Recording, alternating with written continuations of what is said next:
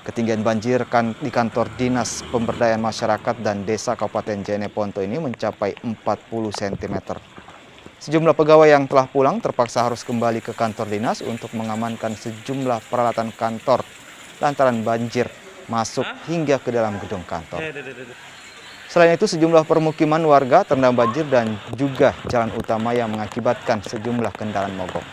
Sebelumnya, BMKG telah memperingatkan terkait curah hujan yang tinggi dalam sepekan ini di wilayah Sulawesi Selatan.